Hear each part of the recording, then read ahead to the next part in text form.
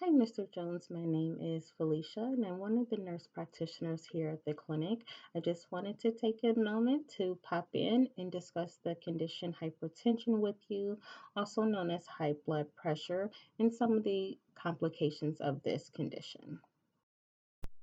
And hypertension is the narrowing and stiffening of our blood vessels, and that makes it hard for blood flow to go through.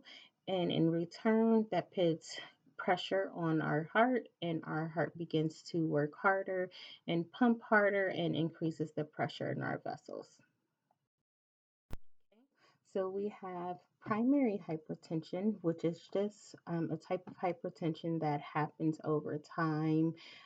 It's closely related to genetics. So, like your mom and your dad had hypertension, which increase your risk for developing that condition. Um, and it's something that just happens over time. As far as that component, we have no control over, but we can do other things to help decrease the chance of developing that condition. Okay, and then we have secondary hypertension, which is hypertension caused by either the treatment of another condition or another condition as a whole. Um, Hormonal imbalance, medications, things like that that can cause the blood pressure to increase. And the third type of hypertension is called complicated hypertension. And this just refers to the type of hypertension that causes damage to your organs, like damage to your kidneys, your eyes, your brain, your heart, things like that. And I've looked through your chart and I see that you've been struggling with some shortness of breath with activities, and you've also had a really hard time eating a healthy, balanced diet. So I just want to discuss a couple lifestyle modifications that we can take to help control your hypertension and also just improve your quality of life overall. But really quick, I do want to discuss a condition, a complication of uncontrolled hypertension. It's called heart failure, and it's exactly what it sounds like. Our heart begins to weaken because of the uncontrolled hypertension. Our heart is working overtime, and the walls begin to thicken, and that makes the heart pump less effectively. And with our heart pumping less effectively, we can see other complications like respiratory complications.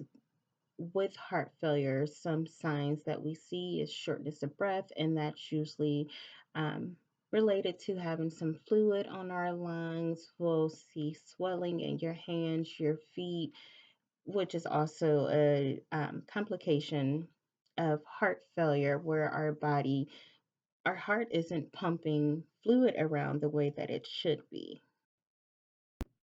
But like I said before, we're going to discuss some lifestyle modifications to decrease your risk of developing heart failure and also to help control your blood pressure. So, some lifestyle modifications that we can make is medication adherence, monitoring your blood pressure daily, trying to get it to that target goal, whatever you and your healthcare provider discuss, whether it's 140 over 90s or 130 over 80s. That's your goal, and we'll do whatever it takes medication compliance, exercise, diet, anything like that to make it to that goal. And as far as dietary intake, we can focus on taking in, starting a heart healthy diet, monitoring your sodium intake, your fats, your carbohydrates intake, also increasing our physical activity a couple times a week. If you can get some cardio and maybe a little strength training, that's really good. Heart health is also a benefit and helps to control your high blood pressure.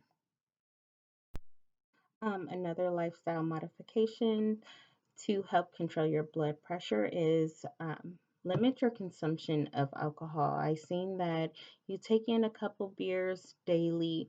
Maybe talk with your healthcare provider to see what they are okay with, whether it's one beer a day, two beers, maybe just a couple a week, but discuss that with your healthcare provider and so that you guys can create a plan so that, again, your overall quality of life is improved. And I also see that you quit smoking 5 years ago once you were diagnosed with hypertension, which is amazing that it's not an easy habit to quit. So, congratulations on doing that. Keep up the good work and try to also avoid secondhand smoke. It's just as harmful as if you were smoking again. So, if you have friends or family who's smokers and they're smoking, just try to get away from them while they're doing that activity. And lastly, but one of the most important lifestyle modifications is following up with your provider as ordered, attending your scheduled follow up appointments, collaborating with them as your health changes. As your lifestyle is changing, medications may need to be adjusted. That can only happen with compliance and following up and collaborating with your healthcare provider, okay? So if you have any questions, any concerns, don't hesitate to reach out to the office and we'll be more than happy to collaborate and continue to address any concerns of yours. And also, if needed, just let us know and we'll try to help you get some equipment so that you can monitor your blood pressure at home.